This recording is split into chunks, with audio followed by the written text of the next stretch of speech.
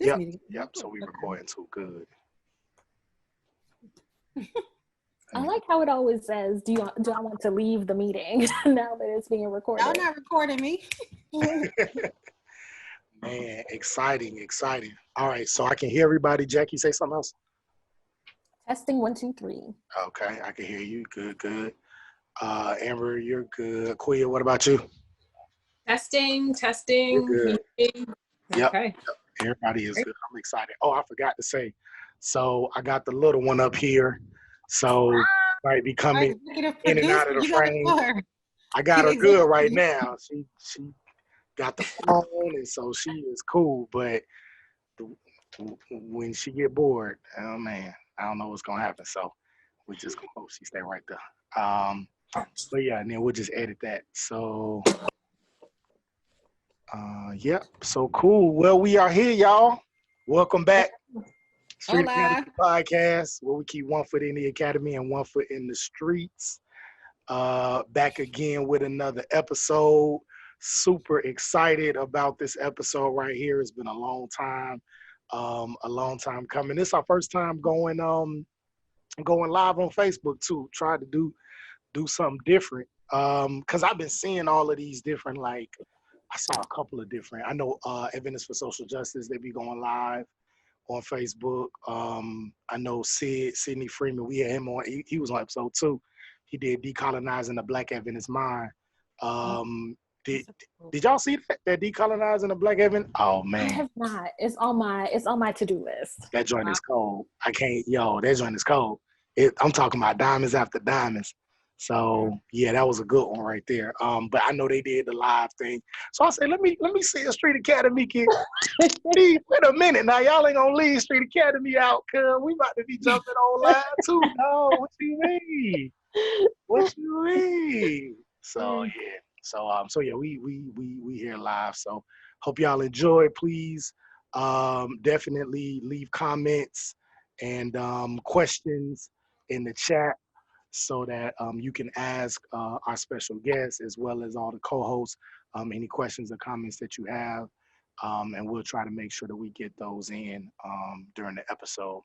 So with that being said, my name is Jonathan Paul Grant, a.k.a. John Jeezy, a.k.a. John Grenzel, J. Greasy in the building. And that's me. I'm one of the co-hosts of Street Academy. One day I'm gonna have as many aliases as you, John. I'm Jackie.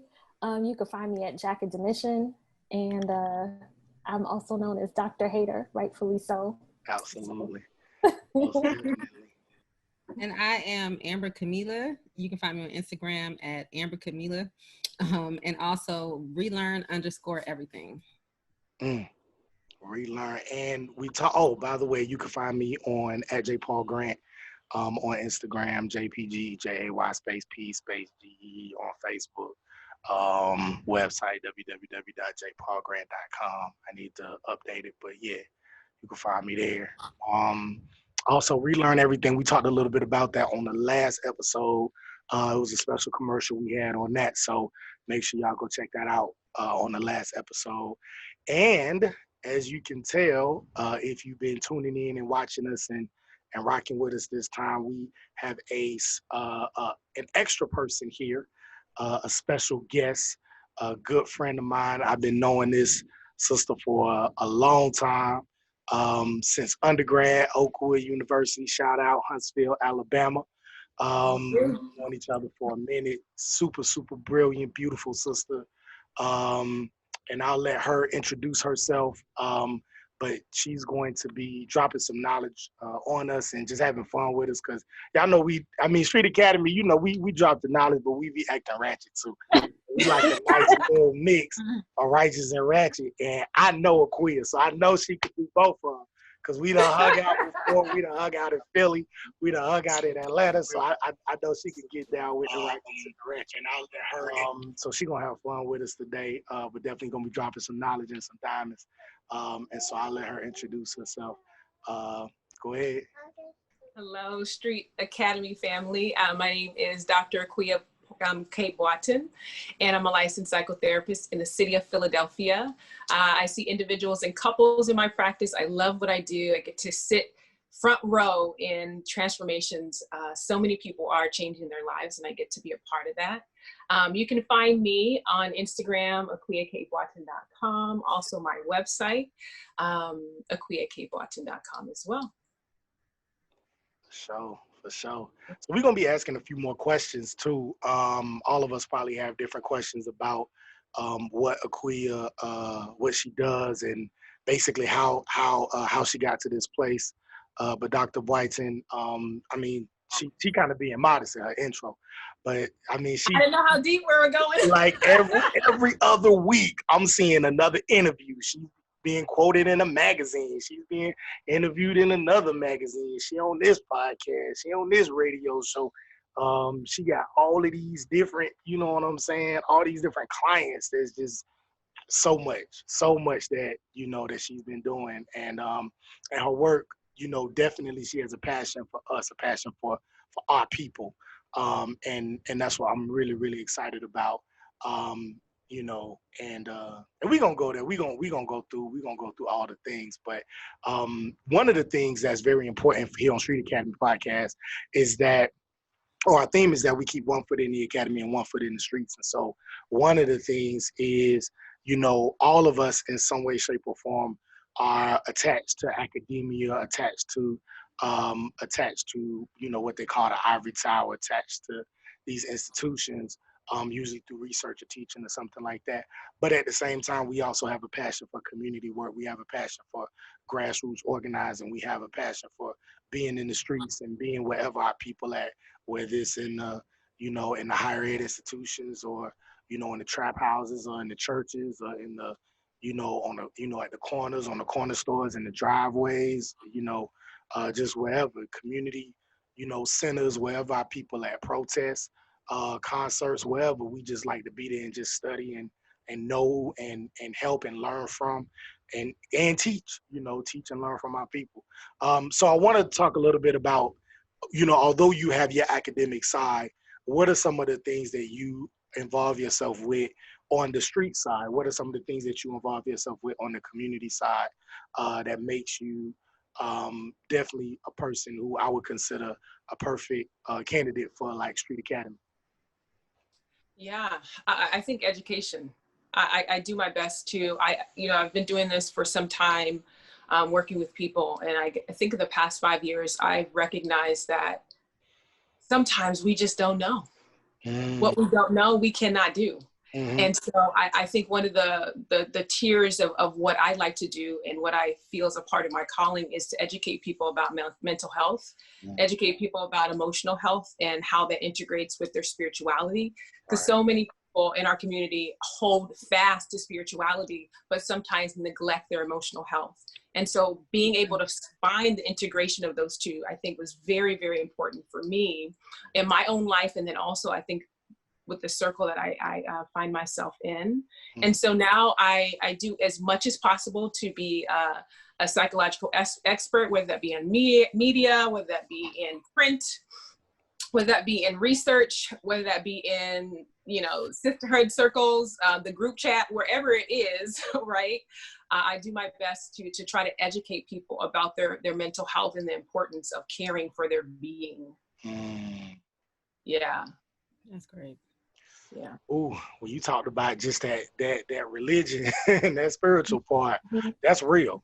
That's real. I think that's a whole nother, we might have to have you back on a whole nother episode, because I don't even think we really touched on that. I think we've talked about it on a few episodes, but never really touched, like really just went into that religious piece. So we might have to get you back on that one, because yeah, we definitely need to delve into religion and spirituality and how that affects Black people and how that can help our mental health, but also how it can disrupt our emotional and mental health. So that's an important piece. Before I find out if there's any questions from Amber, Camilla, or Jackie, I just want to get an idea of how you got to where you are. So tell us your story. You know what I'm saying? Just take us through, you know, how you you know, maybe from your experiences growing up, where you're from, you know what I'm saying? So we can kind of get some context there, where you're from, maybe your, you know, your ethnicity, or, you know, maybe if you've traveled, and then how you got to the point where you are here, you know, an expert in your field, a counselor, a person who is contributing and helping us all maintain our mental health. How did you get, you know, to that point? So just kind of give us a background of your story. Sure. I'd love to. So my family is from Ghana, West Africa. Big up Ghana. I'm born and raised there, and migrated in their early 20s to pursue a life that was wrapped around education and God. And they found themselves in California and had myself and my 2 older sisters. And so I rep Ghana, but I also rep California, West Coast all day. Okay, West Side. Yes. So, yes, I was born in Fresno in the Central Valley. And I was gonna say, was you riding around in the drop with the drop top with the joints going up and down like on the Snoop Dogg video? Was that you in the background? That was not me. I was adjacent to that, but you know. It wasn't Fresno. You wouldn't nowhere near. Your daddy said, you ain't going down there. No. We kept it real tight in church. We kept it real tight in Vacation Bible School, right? Right. So that was the other situation. Bible school. Right. But I'm born and raised in California, and, you know, just in an African home as a first generation, you know, a person, just really learning that hard work, really learning that service, really learning that your community is everything. And you are your brother's keeper. You are your sister's keeper. I found that, you know, growing up, I always wondered why we called everybody auntie and uncle, even if they weren't related to us, right? Why do we call people sister that weren't really our biological sister? It was really the mentality, I think, of not only the tribe that I'm from, but also I think the culture is that we are all one. We are all family. And so I think that's really at the bedrock and foundation of who I am as a person. And so continued through school, went to private school, Christian schools throughout my childhood, and then found myself at Oakwood at HBCU, life-changing experience for me, just to be in a space with young Black potential people all together, trying to make sense of it and trying to find out how we're going to impact this world together. And so I did biology undergrad. I had set out to be a medical doctor. That was my plan, but God's plan was bigger than me. And I decided to finish out that degree, but move towards psychology because I knew I wanted to be able to help people's hearts and heal people. But it took some time for me and really, really learning about how I wanted to do that, and paired that with psychology. So I got my master's degree in clinical psychology and moved to my PhD in marriage and family therapy. I often tell people that I think it is so important to love what you do. People feel it. Yeah. People feel it. And so I believe that I was born and I am purposed in this area. This is what I am on the earth to do. To help people heal themselves, to help people understand themselves, to help people to ascend to the highest version of who they are. And so that's really what I do. I've always also thought that it was important to teach. Going through my PhD program, I recognized that there were not a lot of people that looked like me. And as a result of that, I found myself and my peers having to band together to understand, to grab resources, to cheer each other up, to make sense of things that we did not understand. And so I always knew at the end of this, I need to be the person. I want you to see me and know that you're represented here, that you have a safe space here, and that you can do it, no matter what anyone else tells you. And so I think that therapy was important to me to be able to do that for people, but education was also important. And then lastly, the educational piece is not only in the classroom, We are in a world where people take information in so many different ways, and largely it's outside of the classroom. Right. Mm-hmm. And so why I think doing interviews is important, why I think being able to be published is important, doing research is so valuable, is because there is a space that we get to make for somebody else that's coming behind us. Mm. Right? And then also to normalize what's going on in, I think, the Black community right now is pivotal in our healing. And so that is how I've kind of come to where I am now. I'm in Philadelphia practicing. This was a city I kind of just chose because my PhD program was here. And so I'm doing work here, and I'm excited about it. Wow. It's so many questions I have just from that, but I don't want to talk too much. I want to give the other co-hosts an opportunity to ask any questions. But yeah, I got a bunch of questions just off the intro. Anybody got any? I do, because being a grad student, John and Amber, you can probably attest to this as well from grad school, that on one hand, you hear so much about how grad school impacts your mental health.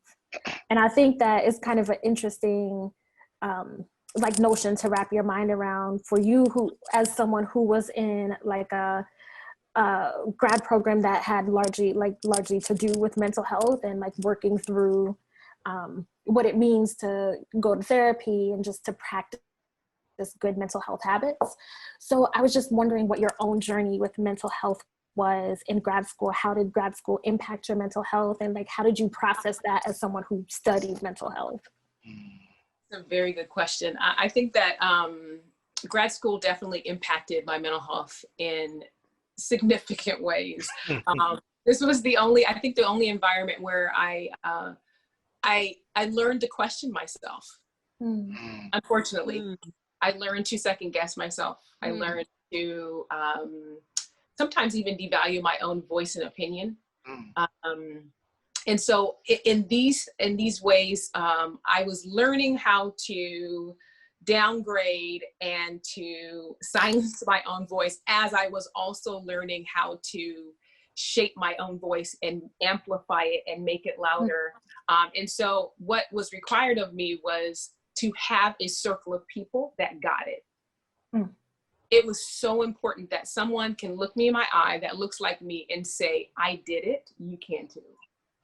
And so finding mentors was really important to me. Finding people that had already been through a process in academia where they may have had a lot of stress and pressures upon them to perform, but then also not be supported at the same time in order to perform. And so I had to get that support outside sometimes, or with my cohort or the people that were alongside me. Self-care practices went up and through the roof, right? Finding time to rest, finding time to relax, finding time to pause and to not be on was really valuable for me. My weekends were it was really important for me. My Sabbaths were really important for me. 24 hours where I was able to just rest and not use my mind became pivotal and really, really important. And then most importantly, being able to envision where I was going was always a part of my practice. I put pictures up of Black women in regalia and teaching and just beautiful, amazing, talented, educated, intelligent women that I could literally physically look at as I was studying in order to envision myself in that place. So all of those things became really important to me. Most importantly, that circle of people around me. I have a question too. You mentioned a little bit about how within your family, within your culture, you call everyone sis and brother and auntie. So I'm wondering, how do you see your own culture, your Ghanaian culture or your tribal culture impacting your work as a psychotherapist or informing your work or inspiring? Yeah, I think that parts of my work are informed by culture in that The way I see psychology, I think, is informed by my culture. The way I see a human person, right? In the way that I sense that all human people have capacity beyond what they realize. And so sometimes I'm holding space for people in spaces that they're not even aware of for themselves. I think that the way that I think about intervention is also impacted by my culture. I think about connections with people. I think about, even as I'm talking to my clients, I'm often saying, talk to me about your family, right? Talk to me about the people that are in your life, your tribe, right? So I may not say your tribe, or sometimes I do. And being able to have that tribal mentality, that village mentality, is a part of my intervention, typically, where appropriate to the client. I think also family being really important to me, and I think a part of culture, whether good, bad, or indifferent, family is important.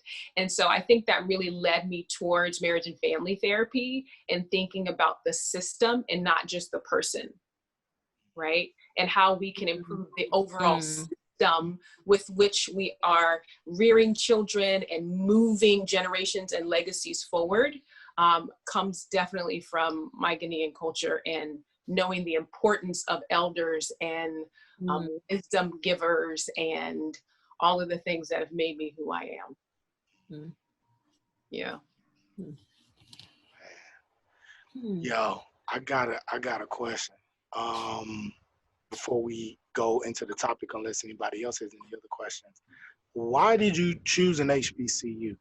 Coming out of Fresno and coming out of California, like you leaving California, you know what I'm saying? Beaches. I ain't never been to California, but I heard Fresno's beautiful. So you leaving all of that to come to the hot South, and it's clay dirt. With every March, April, May, we all walk around with toilet tissue because the pollen, you know what I'm saying? What would make you leave beautiful California to come to some small HBCU in the country backwoods in your life? Like, what? Tell us about that story. You know, there's a simple answer, and then there's a probably more complex answer. I think God led me there. That's what my sisters had gone to that school before me, which was pretty influential. But I think what led our family to make that type of choice is really the community that I was raised in. I went to a Black church, and went to a private school that was predominantly white, but found refuge and safety in the Black church that I was a part of. And so safety, community, just personhood and development was always really, really found in the Black community. I think that it was just a part of my soul to be developed among people that looked like me, right? I think it was even more important for me because of the environment I was in, that had I was one of 2 Black women in my class in high school. One of 4, I think 4 Black people altogether. And so I did not have a lot of space in an academic setting that celebrated my consciousness, my uniqueness, my Blackness. And so HBCU was a perfect place for me to be able to cultivate those things. I don't think I could have said that before I went there, but as a result of graduating and being an alumnus of Oakwood, I know that if it were not for that environment, I would not be me. I would not love me in the way that I do. And I don't think I would be able to be a champion for our community in the way that I am now. If you didn't go to HBCU. If I did not go to HBCU. Gotcha. And that's a unique story to me, but, and it may not be for everybody, or it might be for some, but that definitely, it led me, and I think was important. Cool. Dope. This is about to be a good convo. Anybody else, any other thoughts before we Before we jump on in that thing, Let's go. Jump in. Let's go. Let's do go. it. Yeah. Listen, y'all. Man, 2020. Some people say throw it in the trash. Some Yeah. people say it's done. Some people like after Kobe, you know what I'm saying, and all of that. Then we moved from Kobe to COVID, and then it was just like, you know what, throw 2020 in the trash. Now some people saying that, hey, you know, this is a time to reevaluate what's important. You know what I'm saying? Spend time with family and, do things that you may not have had the opportunity to do. Some people say, COVID, if you leave out of quarantine and you ain't did something new, then what did you spit, then it's your fault that you haven't done this and this and that. While other people say, well, maybe I just needed this time. You know what I'm saying? To just rest because, the past however many years has just been crazy.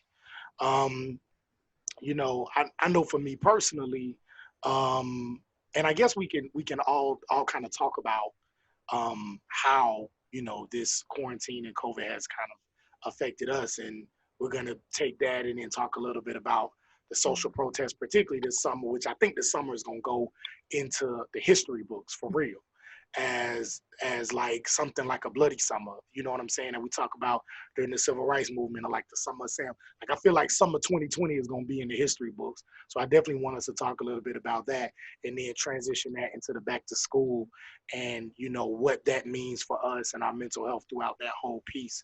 But COVID, and all of us can kind of talk about what this year has been to us, the good, the bad, the ugly about this year. And I know for me, and I guess I'm kind of getting a free. I do need to set up an appointment with my therapist, but I guess I'm kind of getting a free mental health session right now since I got you here. I might as well try to make, you know what I'm saying, try to get something out of having a therapist here. But I've been to more funerals than I've ever than I've been to in my entire life. And that's really hurting me. It's having an effect on me for real. And so, and I'm just being open. Like I've been to maybe 1 to 2 funerals every month since COVID, like since March. Wow. People that I know that were close to me, some of them were really close to me, and some were just people that, like I knew them, like we was cool. And I'm having a hard time. Me and God been having some for real conversations. Like, I don't know what you're doing, but this ain't cool. Like you taking away all, like at one time, this don't make no sense. It remind me of that 21 Savage interview. I don't know if y'all ever seen 21 Savage's first interview on the Breakfast Club, but I had to listen to it again just to make sense of my own life because he was talking about him coming from the streets and into the industry. And, he had a rough life and got kicked out of school and joined gangs and all this other kind of stuff. But then at the very end of the interview, I don't know how it came up, but I think Charlamagne asked him about the people in his life that had passed away. He started going down the list, and it was like his brother and his cousin and his best friend, his best friend that got shot on his birthday and killed, and somebody else he knew got shot right. It was like I had counted. It was like 16 people.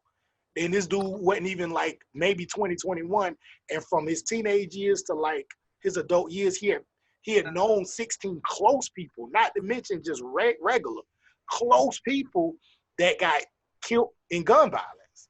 And so then and he like 21 years old at the time. And then you wonder why his music sound the way it do, or you wonder why he might react the way he do. And it's like, man, like this dude done seen more depth than some people in their whole life. You know what I'm saying?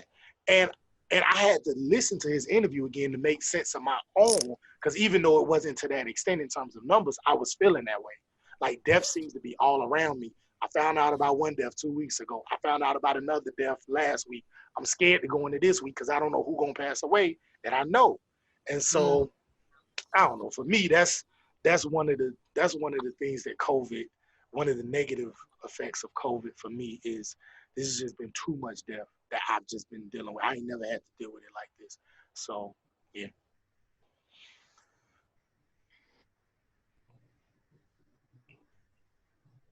I don't know if Can we just have a moment of silence for Yeah. all those who have been lost? Yeah. I just feel like I think that's one thing that like hearing you, John, talk about how some people talk about trying to make Corona like an opportunity and saying things like, you know, if you haven't come out of this with a skill, or if you haven't, it's just like, it's so our grind culture and capitalistic mindset is so, and it's just not empathetic. And it's just like, there have been hundreds of thousands of deaths around the world, which means, and anytime I think about that, I think about the collective grief that's happening upon the earth. So if any of those people at least knew 10 people, you're going to get 1 million people grieving all at once.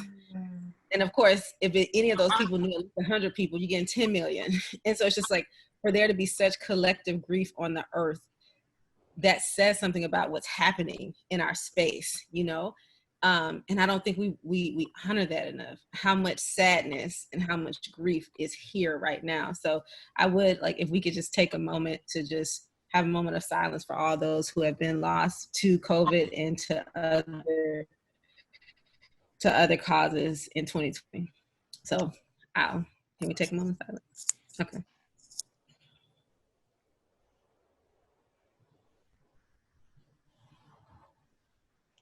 All right. Damn. Anybody else? What kind of just everything that's been going on in 2020? It could be something positive. It could be something, maybe some challenges, but just some thoughts about what's been going on in 2020 that maybe has been affecting in a positive or negative way your emotional, maybe mental, or maybe even physical health. I mean, I was really what's the word, like happy that we were bringing this topic up in this medium, because I think 2020 has been so heavy. Not only the grief, condolences, John, to you, yes. But with the expectations of normalcy and for us to continue to press on and even exceed what we did in previous years, given the fact that we are in a global pandemic, which I think in and of itself, you know, we can stop there. Like if nothing else happened in 2020, yeah. COVID would be more than enough for us to wrap our heads around. Right. But then layer on top of that, there's so much other stuff going on, the racial uprisings that have started here and then have, you know, gone global. But, you know, I think about two things for me personally. One, I suffer from anxiety, and I didn't realize that I had something called anxiety until I started going to therapy.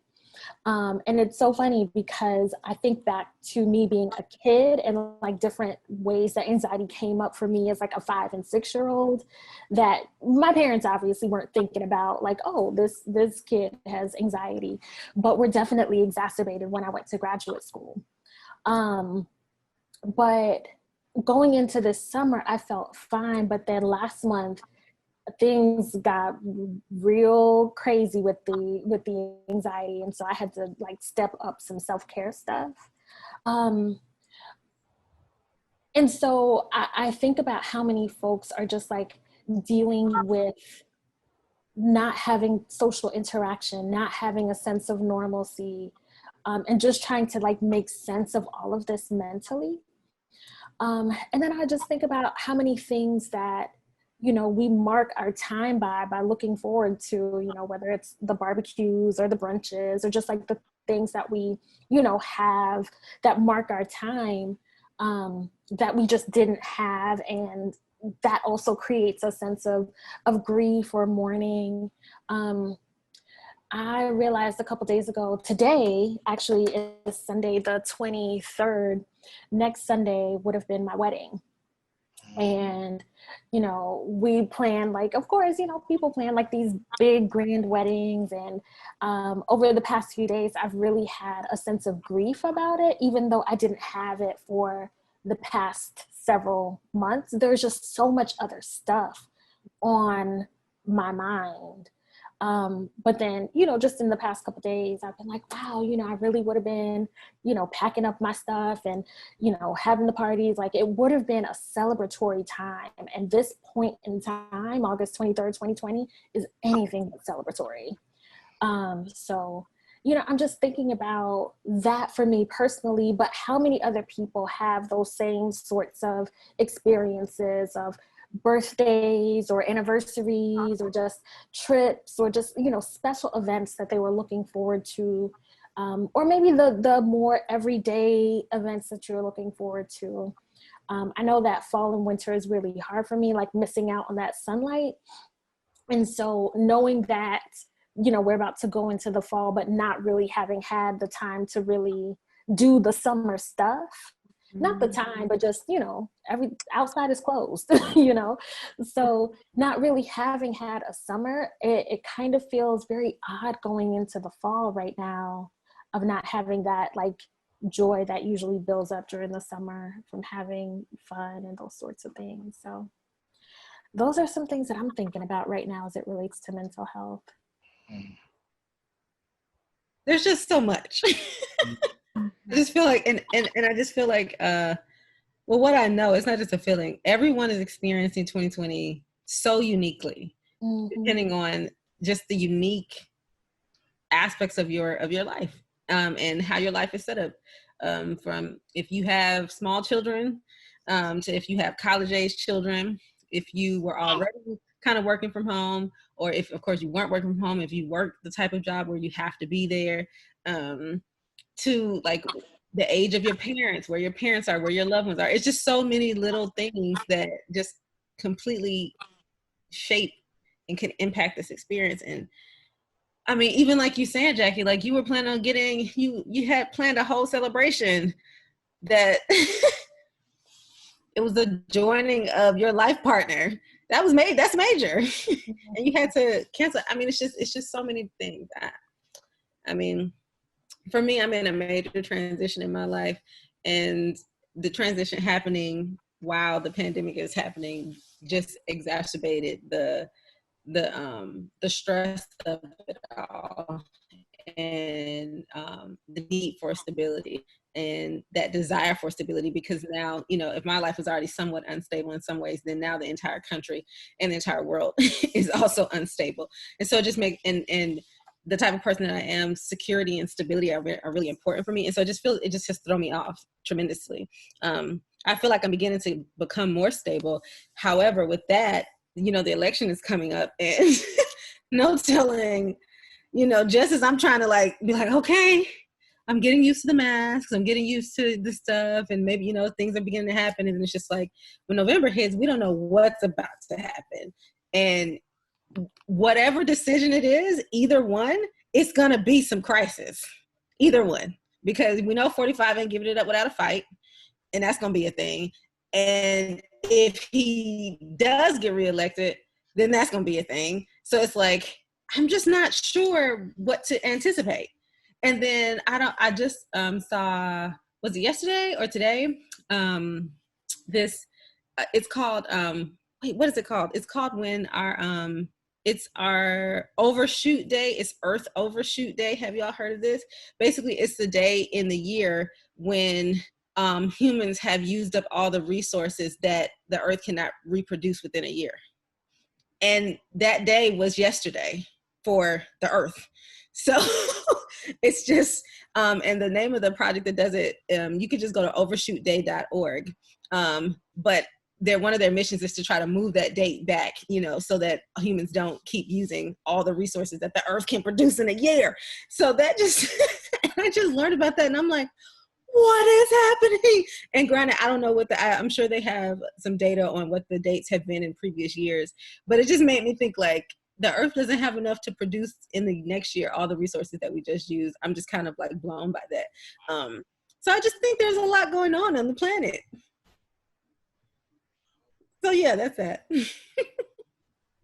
And I wanted to add one more thing. You know, I think about certain professions that are facing this time that, you know, might have some additional mental health things related to their profession. Certainly health folks who are making these tough decisions in the hospitals and doctors' offices, and education folks, you know, teachers and other school folks who are having to like grapple with some of the things that the youth are bringing into schools.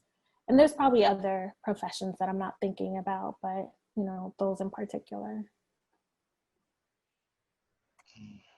Yeah, that's a lot. That's a lot.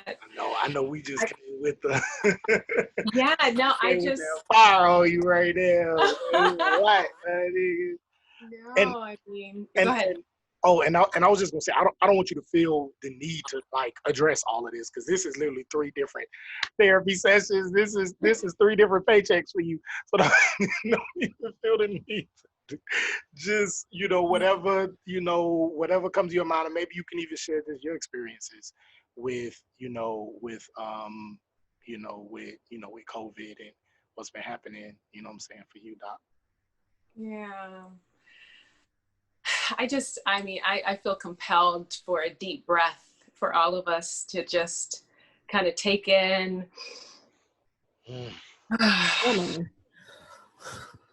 take in all of the, and have reverence for all of that you just talked about. The losses, the changes, the uncertainty, the ways that the world has shifted, and it has not been comfortable, and it has been harmful or even painful to you. I just acknowledge it. I recognize that it's probably one of the most difficult things for you to encounter and to work through, because in order for us to move through, there's meaning that has to be created within our bodies, within our brains, within our soul. And sometimes, not often, but sometimes there are moments where there is no meaning that will attach itself to the circumstances of our life. And so we just take a deep breath and we make space for it, and we mourn, and we feel all the feelings, and we let them rest and find their resting position in us so that we can move forward. I think one of the largest things that has been just reverberating through all of my work and all these spaces that I've been in is just loss. If there was a word for 2020, it would be loss. Loss of our schedules, loss of our outlets, loss of our family, loss of our friends, loss of our world, loss of consciousness, loss of our stability, loss of our power, loss of how we make sense of the world in our community, right? Loss of our safety, loss of security. So much loss that the world, I think, is going through, that you are going through, that I am going through. And so there is a need and a requirement for pause in the moments where you're experiencing so much loss. There is no push through, keep it moving, let's just do what we need to do, suck it up, don't feel it, you're being too soft, being weak. There is none of that. Because literally, when we are experiencing loss, we're shedding. Things are coming off. We cannot add and lose at the same time. And so there has to be a moment of pause and reflection and just rest to gather ourselves in these moments. And so what I have been trying to wrap words around, which has been really difficult, is how we make sense of loss, how we make sense of the things that are uncertain, when there has never been a time in history ever where there has been a global pandemic paired with a globalized pause and stop. Every nation, every continent, every place in the world stopped. There's never been a time that that's happened. And all the cascading losses, all the of our economic systems, of our social systems, of our, again, our consciousness and security, there's never been a time that that's happened. And so however you're making sense of this, however you're coping, it is sufficient. You've never done this before. You don't know how to do this. Neither do I, right? How many pandemics have you been in? I haven't been in any, right?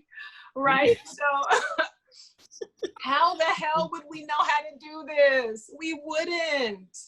We don't. We don't know how to do this. And so we're doing our best to just day by day, moment by moment, stay alive. That is a full circle, total body experience to just be alive right now. Yeah. That's work. And so check the box. You've done work today, right? Make sure that you're not too hard on yourself, because yourself is literally trying to make sense of this still. It's still loading, right? And then also for you to recognize that wherever there is loss, there's transformation.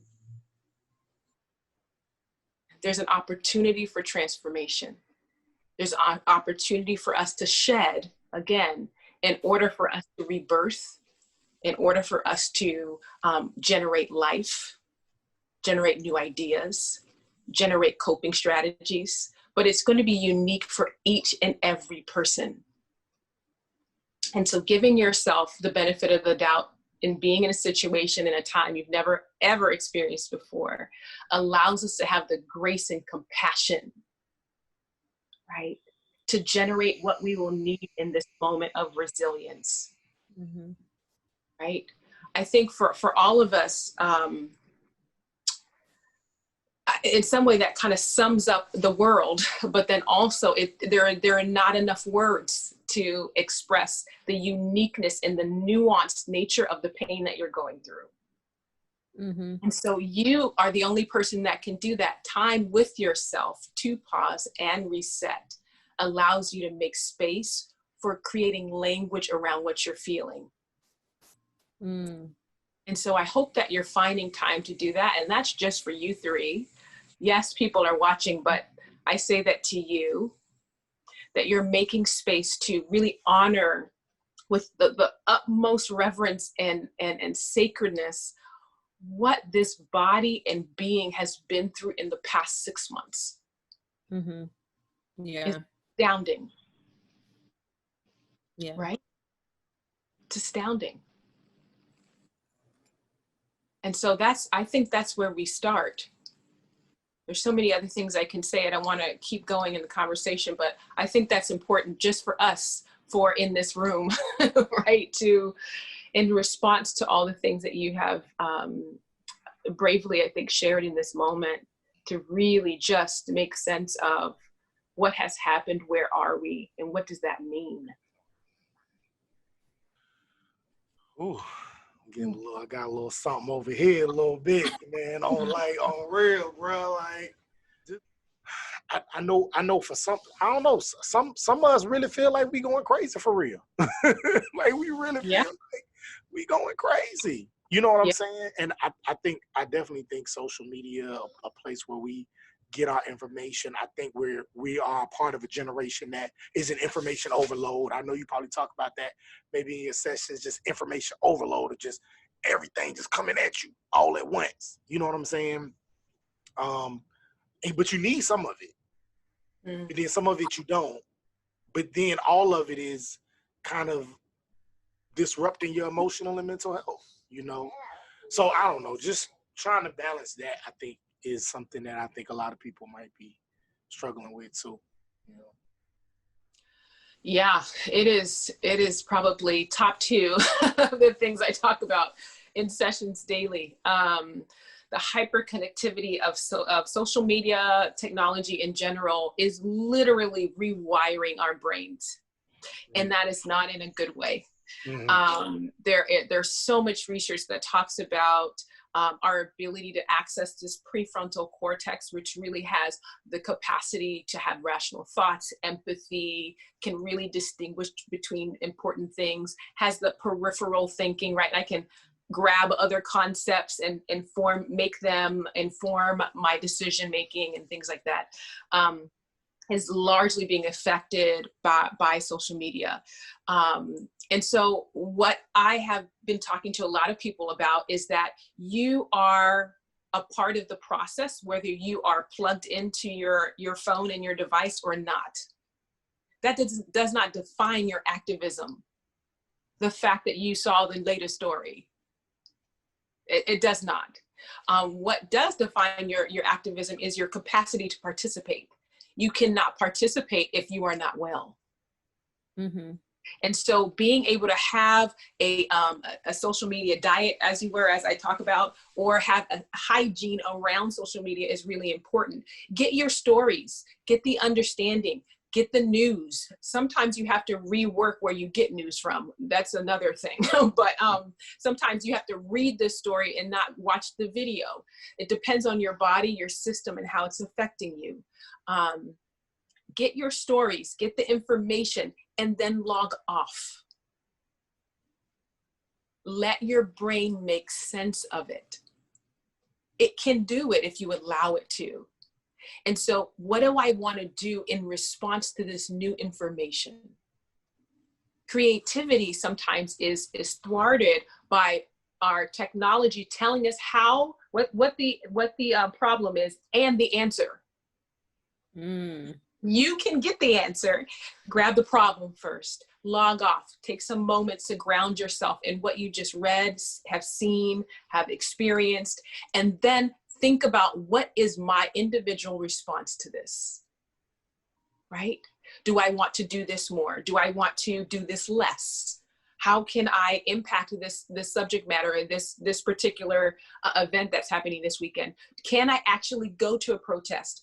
Am I emotionally stable enough to do that? Or do I need to send money?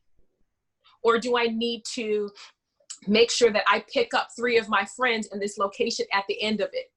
That's my contribution for today, and that's okay.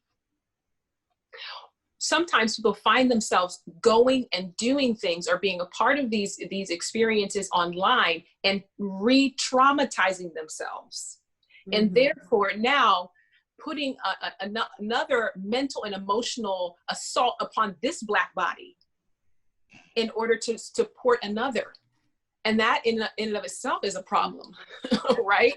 And so how do we create hygiene and diet around our intake, listening to our bodies, making sure that you have a wellness plan around how you will engage, especially if you're an activist. There needs to be a corresponding wellness plan of how you take care of this particular Black body in light of these events in close proximity to things that are continually harmful to your emotional health.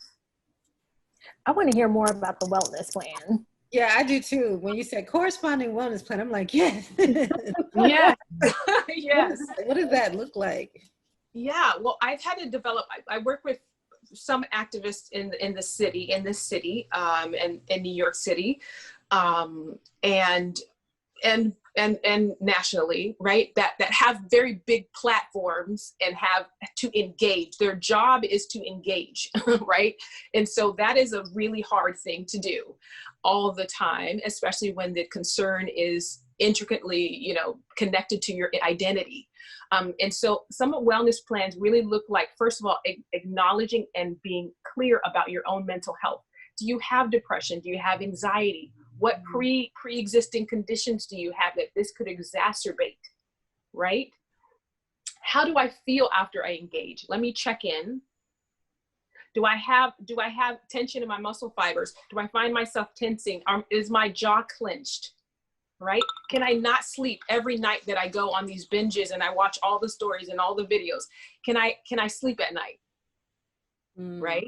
So that assessment, that self-assessment is important, right? In order to acknowledge and become aware of what you're actually, how you're being affected by these things. And then on top of that, how do I now engage while caring for myself? And so there's going to be a tiered plan of how that looks, right? So again, if you're a person, I work with some protesters, they go to, that is their job. They go to protest, okay? So in what way am I going to engage in this, right? Again, I'm going to do at least, I might do 4 in a month. I got 4. I got 4 good protested me, right? And so when I get to the 5th, that's when I need to call my therapist and have an emergency session typically, right? And so we assess that, we recognize that. And so we're going to engage in those 4. And in what way are we going to do that? Do we need silence afterwards? Do we need moments of debriefing? Do I need a journal? Do I need to actually talk to another person that was there and it helps me to get some of my emotions and frustration out? Right?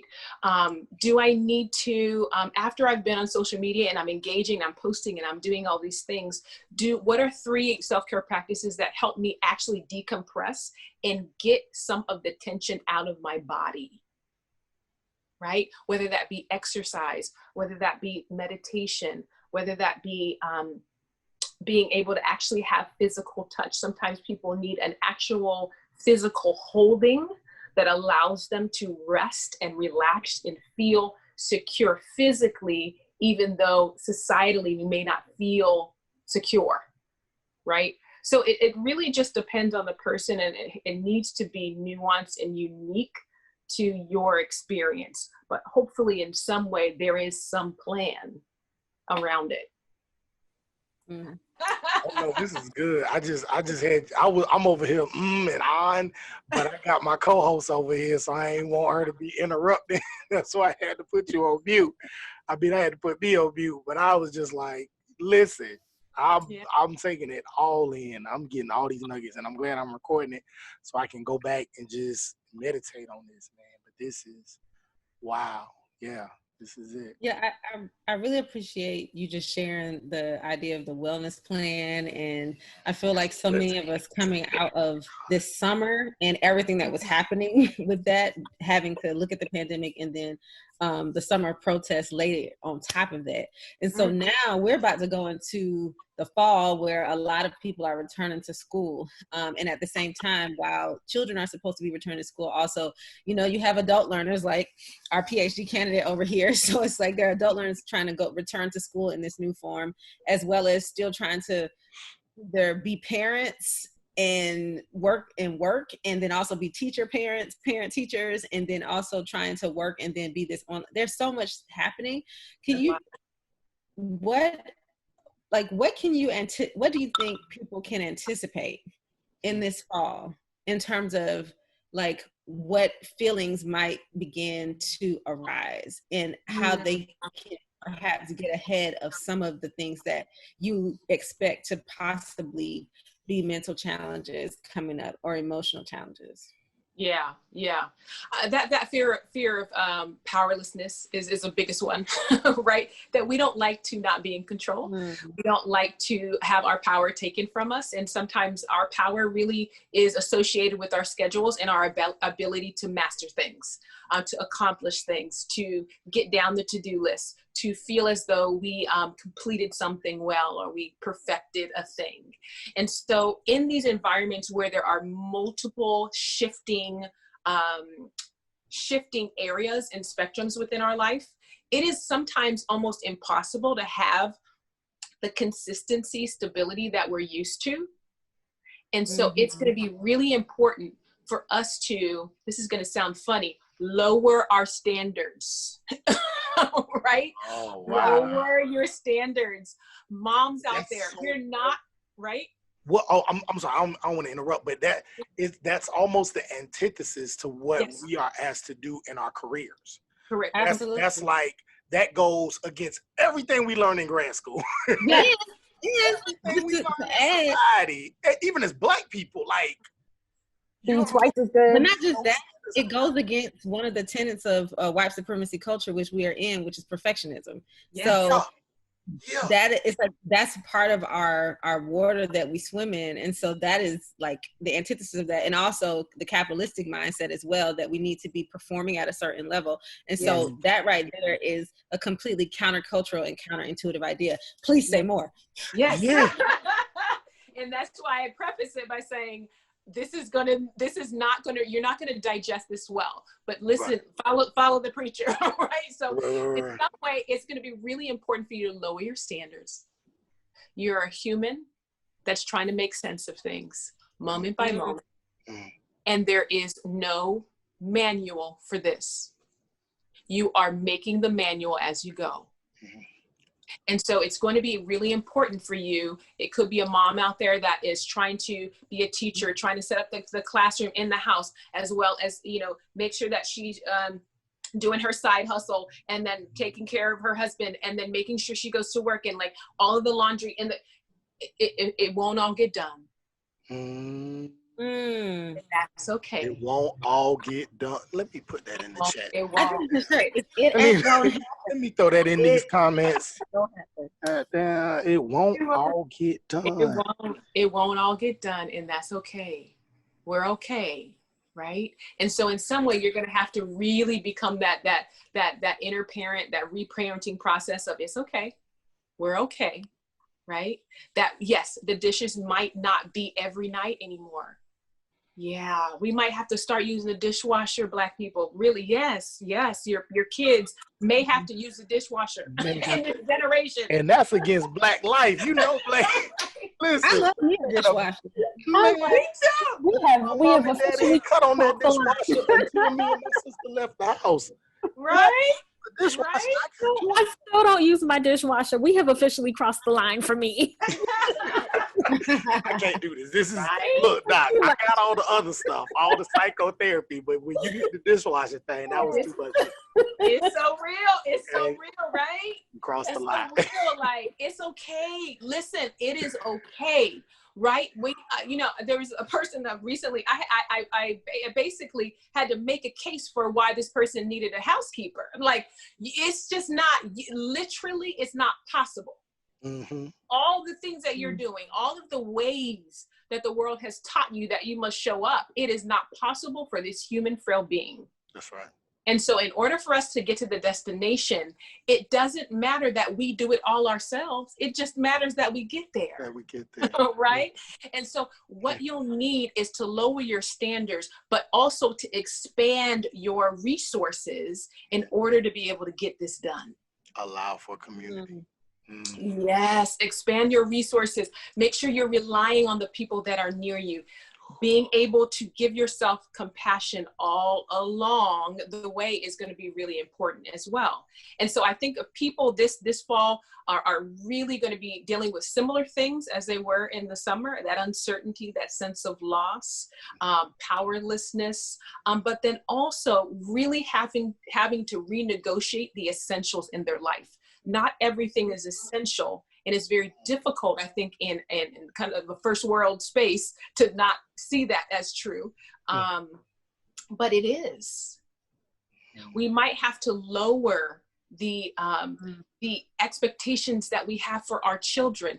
They are also going through a pandemic, a social uprising, a lack of resources, no outlets or social interaction and connection as healing. They are going through it too. Right. Yeah. And so, yes, they might be angry, frustrated, restless, acting a little crazy. Yes, because you are too. Right. And so how can we as a collective lower the standards, right? In order to be efficient in the reality of what this is, right? And knowing that it's enough. It's enough that we're alive and we're okay. It's enough that we got maybe half of the things on the list while living in a pandemic and a social uprising, and you're checking stuff off a list. Check, you're killing it. Like what? Mm-hmm. Being able to recognize in this space that when you're going back to school is typically it's macrocosm, but then it's also microcosm. It's a part of your social environment that teaches you as you're growing up. Your child in your childhood development is teaching you about who you are, what you see in life, what to expect from the world, your own capacities. These are the things that you learn in school environments. And so the fact that kids are going back to school, sometimes physically, with a saturation of uncertainty that's never been known, right? In some way, your children will need a high level of support, compassion, and security, safety holding at home. Right. Because school may not be that for them this fall. And then especially with, oh, I'm sorry, somebody going? I was just going to add something, bad. just like from the education side of things. So I feel like there are some parents who, because there is like now this mechanism for school to be online, that their expectations are that this is going to be a normal school year, just online. Like the students are still going to learn, they're still going to, you know, and I think that, you know, just that advice of lowering your, what did you say, your expectations or standards? Standards. Oh, standards, yeah. Lowering the standards of what school will be this year for kids, I think is so important. Like, I am thankful that I don't have kids who are going through this scenario, but when my friends or colleagues or anyone who is a parent asks me my opinion, I say, think about it as a gap year. Like, your kid is going to learn stuff at home as you are, you know, as you're cooking food and y'all are doing measurements, like that's math. If you're going to the store and you're adding up, you know, 2 for $1 versus 3 for $2, like that's math.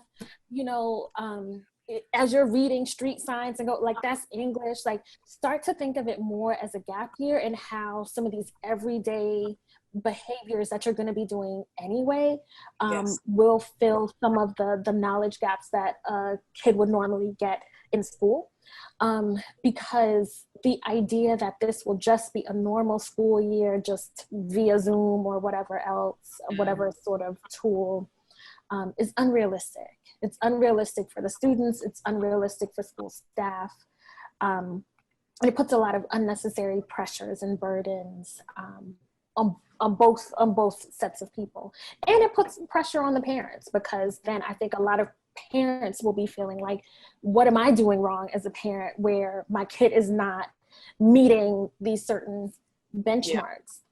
You know, I think about parents who think, well, if my kid doesn't do X, Y, and Z, then they're not going to be ready for college, and, you know, they're not going to get in. And I'm like, well, guess what? Everybody who was in 3rd grade in 2020 is experiencing the same thing. Everybody who was a junior in 2020, like, all you have to do is put on your application, I was a junior in 2020. Every single admissions officer will understand what that means, because they were doing admissions in 2020, so they get it. You know, schools are responding to this crisis. Not, I mean, don't get me on my soapbox on like how they could be doing it better, but, you know, I just think to lower the standards as far as what education looks like this year is another part of this conversation. Right? And so just like Jackie was saying, now your life becomes the education. Parents that feel extremely overwhelmed in this moment, your life is education. Everything that you do with your children day to day is a part of curriculum. And so beginning to see it that way minimizes that anxiety that comes in, that I have to now also, that standard is I have to be an educator too now on top of my 9 to 5 and then also a parent. No, you don't. That's right. You're not an educator. You are a parent that happens to know a great deal about living life. And so utilize your awareness and your education that you received in order to make sense of the plan that you will have for the children at home. But again, we're all going through this together. And so being able to have spaces where your children can talk about this is going to be really important. I encourage, whether it be at least once a week, the family getting together and talking about, so how's everybody? Let's check in. Yeah, check in. Yeah. Let everybody Right? just do a quick check in. Yeah. Let's check in, because we are in a I want us to recognize that we are literally, we are not working from home. We are literally in a crisis. We crisis mode. Trying to work while at home, right? And so it's really important that is the main thing. We're in crisis, trying to work while at home. And so we're doing our level best. We're doing everything that we can in the situation, but it's not going to be to the level that we have in our minds. Therefore, we shouldn't punish ourselves and keep ourselves to a standard that does not exist in this season. Check in the evenings with your kids. Check in week to week. As your children are struggling, affirm them. This is really hard, isn't it? Right. This is so, it is so hard, and mommy didn't know the math thing, and that was really hard. And then also, daddy got frustrated because he walked in on the Zoom meeting, let's talk about all these things, right? It's tough, but we can have safe space together. I love everything that all of you all said, and I would love to just try to do a recap for anyone listening, and for just all of us. And so I've been taking notes just to see if I can just kind of summarize these points. And I just want everyone to just see if I kind of captured it. And so the question that I asked basically was, what mental or emotional challenges can we expect to arise in the fall for all of us?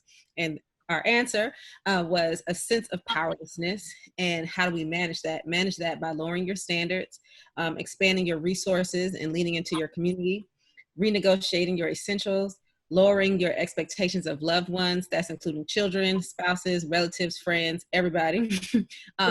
Reminding yourself that being alive is enough, and being compassionate to yourself. And then lastly, it seems, is checking in with loved ones and affirming them as well as affirming yourself. Beautiful. Yes. That's to capture it. Okay. I'm keeping that. Yeah, that's good. I want to throw that in the comments everywhere. And I'm putting that in the comments. Yeah, throw that in these comments, because we got a lot of comments actually. Oh, beautiful. So people are just talking. I'm trying to see. I think somebody just.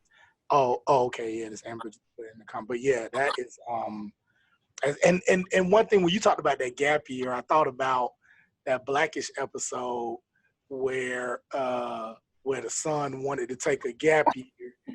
Told his daddy, he was like, I think he got into Howard, he got into these schools, and he was like, I think I want to do a gap year.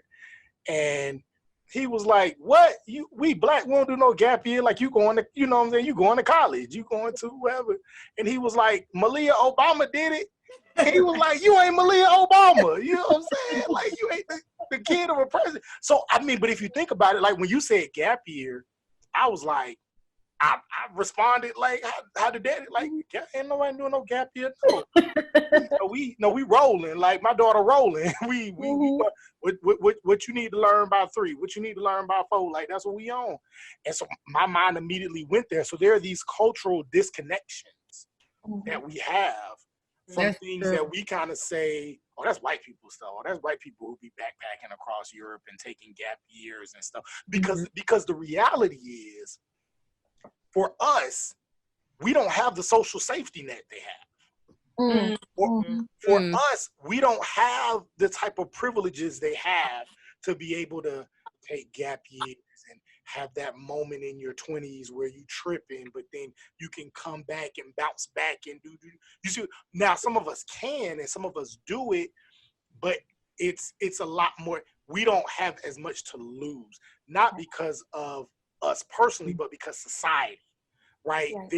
There's a small window. There are few opportunities, unfortunately, for Black people. Now, of course, it's gotten better over the generations, but still, in compared to our white counterparts, we don't have a lot of opportunities.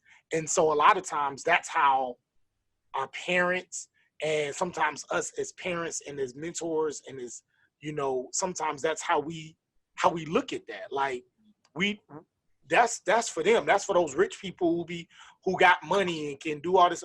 We gotta get this done. Why? Because just like the old saying that we hear in our communities, we gotta be twice as good to get half of what they got. And I'm starting to reconsider that.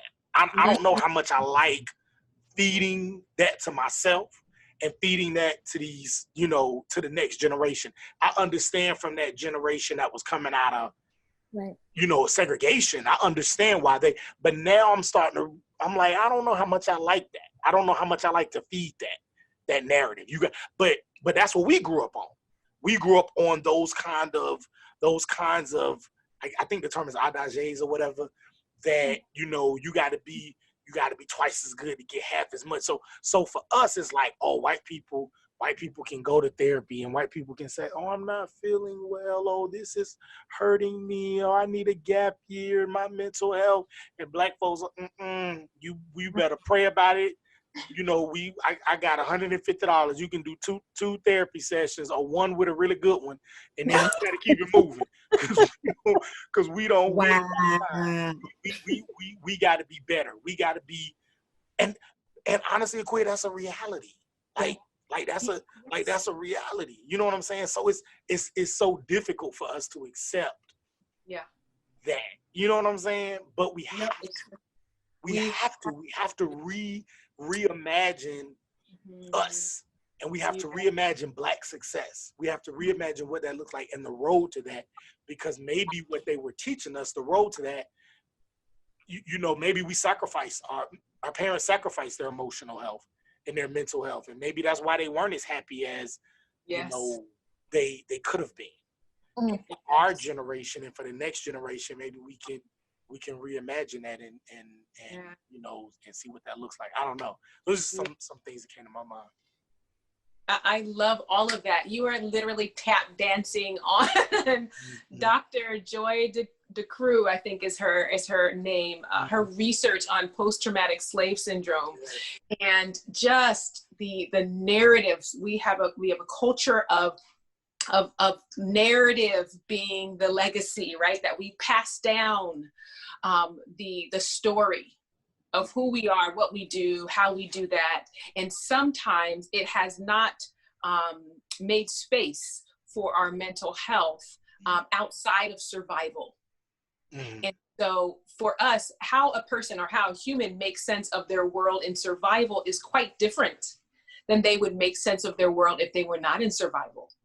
And so we have learned narratives of survival, which is extremely necessary, unfortunately, in our environment. We have to learn that. We've got to learn when we go out and, you know, the cops stop you and what are you going to do and how do you behave, right? So we have to learn these things because we need to survive. I believe that this generation has a unique advantage, if there is an advantage, a unique advantage of being able to nuance that with the privilege of mental health, the privilege of emotional health. That's good. Yes, and I often tell people that first generation therapy going Black people, you are standing on the shoulders of someone that was not able to literally consider how they might feel after something has happened to them that's traumatic. They did not have the capacity, possibly, based on the lifestyle, based on the societal constraints. They did not have that. We have that now. They did not have as many Black practitioners. And so basically, if you do talk about how you feel in a therapeutic context, it actually might have meant your life. So yes, we don't do that because there is a white man that you go and talk to, that's therapy. We don't do that. That is dangerous. That's not our world anymore. I am a therapist. I am not a white man. There is safety for you. There is space for you.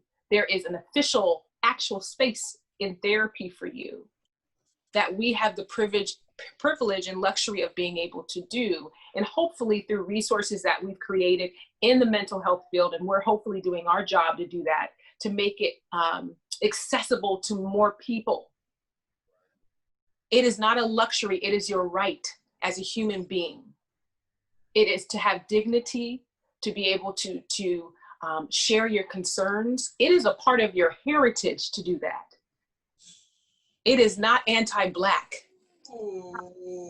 It is a part of your heritage to make sense of, to reason with, to make space for and support who you are, including your Blackness. That's a part of your legacy. That is a part of your ancestry. Wow. Make space for it. That's gonna be that's gonna be what I use on the IG. That was it. That's it. It's true. It's your heritage. It is who you are to make sense of your reality. Yes. Yes. When I was I visited, it's not the village of my grandfather, but it was the village of my grandmother's family, in Kumasi, Ghana.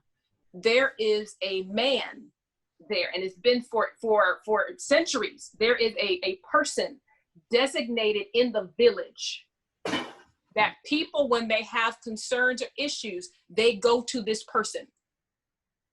The family goes and sits in this person's presence, and they talk about the things that are going on to be able to make sense of it, make meaning around it, hopefully chart a pathway forward, understand themselves in a deeper way. He's not called a psychologist, but that is a part of our process. That's what we do. It's been this way for forever. We just call it this now, but it's still a part of who you are. It's your right. I love that. And I love that you just call people first generation therapy goers, basically. That's crucial to me, like as a population, because there are resources and there's conversations out there about like first generation college graduates. I feel like that's typically the only time I actually hear that term, first gen. And so to hear like this, it's just like first generation individuals going to therapy. That's significant, because that's literally the people who are standing in the gap of breaking the cycles of trauma, abuse, everything in their families. And that first gen is just so important because the type of supports that they need. So thank you for just, framing that. That's really blowing me away about just the types, the unique supports that those individuals need. And I think right now, within this millennial generation in particular, I feel like a lot of us are becoming that first gen because therapy is finally beginning to be normalized and destigmatized in the Black community. And I think that, and it's becoming more accessible in different ways too, because as more people of the diaspora are becoming educated in the psychotherapist field, then we begin to trust more people there. And so I feel like that's happening with that, credentialing, and then with the destigmatizing, we're beginning to get access to therapy in a different way, and we're becoming that first gen. And hopefully, we raise children who feel like therapy is as simple as a check-in, like a doctor's check-in, like it's common. It's a checkup, And so that's really powerful to me as just another way of describing our generation. So thank you for that, because that's like whoosh for me. I really appreciate that. We're finding that intergenerational trauma, right? That there is a part of our DNA that is allocated for trauma that we pass down. When we've experienced a trauma, we can actually pass that down to the next generation within our DNA. And so being able to heal from trauma, being able to find these new ways of being heard in therapy, being valued, being seen, integrating pain and resilience together changes your life.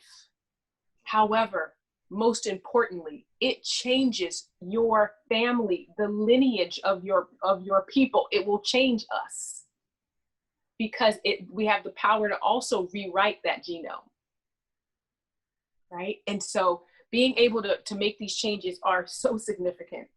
You pass that on to your children.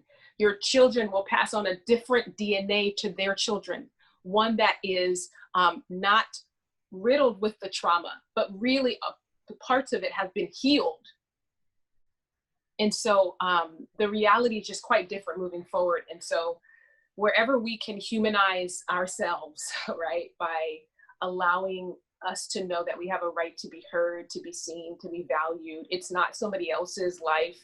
No, we get to have all these things. It's a part of who we are too. So in the same way that we can transfer trauma in Yes. our DNA, this moment, the decisions that we make Yes. can alternately transfer healing in that same DNA. That's beautiful. Wow. Yeah, that's not talked about enough. Wow. Yeah. I love that. Yeah. Yes, it's probably one of the most powerful research studies I've ever read. And literally, I gotta write that down. And it's just so divine and so beautiful that we're able to really just, there are ways for us to create healing long term. Wow. Listen. Beautiful. Man. This thing here, I don't even know what to say, y'all. This was so needed. Dr.Akua Boateng. Yes. Yo, tell the people where they can reach you. Tell the people where they can.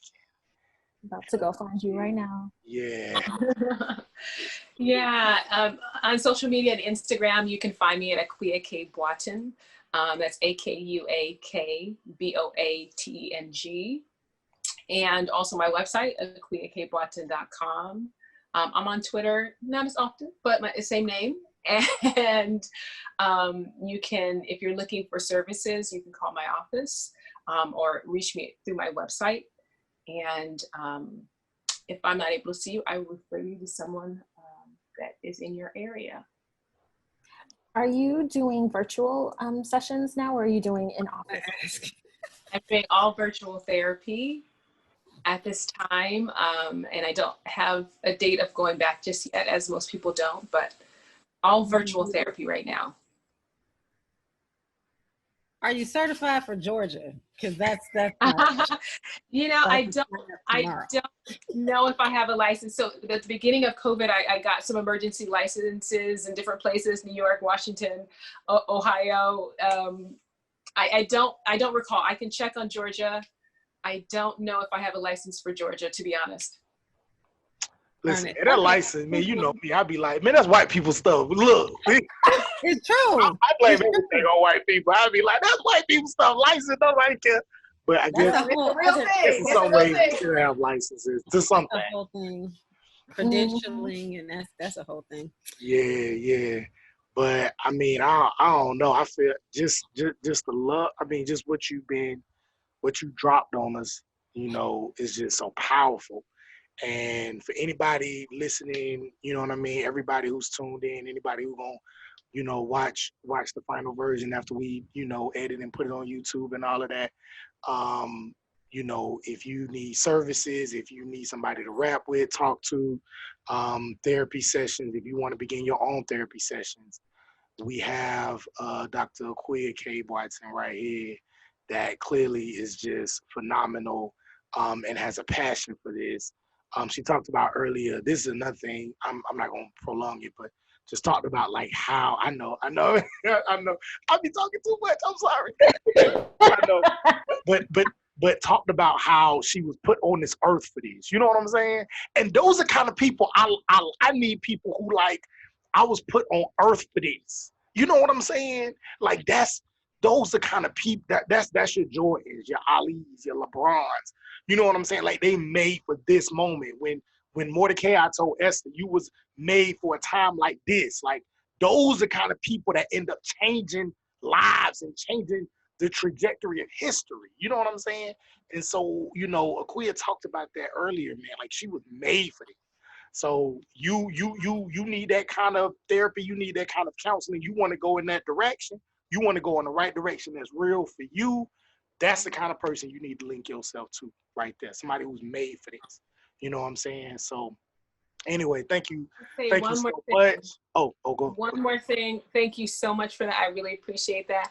I want people to get therapy at all costs, right? And so there are resources out there that if you are not able to afford therapy and you need free therapy right now as a result of COVID, racial uprising, job loss, there are so many resources. One of them or two of them that I've been a part of. One, Taraji P. Henson's foundation, her nonprofit foundation has free services. The Boris Henson Foundation, and then also Dark Beauty Healing Network. They have free resources for women of color. And of course, there are so many that are popping up. The Loveland Foundation, no matter what your cost, no matter what's going on, you can find resources. Oh, that's so good. Yeah. And there's one in Philly, Black Men Heal, right? Don't they have? I know that's Black Men Heal. To Philly. Therapy for Black girls, therapy for Black men. There's so many. Find somebody in your area. Right. So if finances is an issue, those are just some resources, and definitely Google, find out some other places. Check your insurance. Your insurance, you might not even know, they might offer you a couple of sessions for free. Yeah. So yeah, just do that. But this is what it is. So thank you so much. Oh man, this has been. Oh, did anybody else have any other comments or questions, thoughts? Yo, It's beautiful. this has been amazing, y'all. Thank you for having me. I appreciate it. It was fun. Street Academy Podcast, where we keep one foot in the academy, one foot in the streets. All hearts and minds clear. Yes. Hey, y'all. We out. Bye. That you know got their feet upon the neck of the haters, the game and the devil like came in.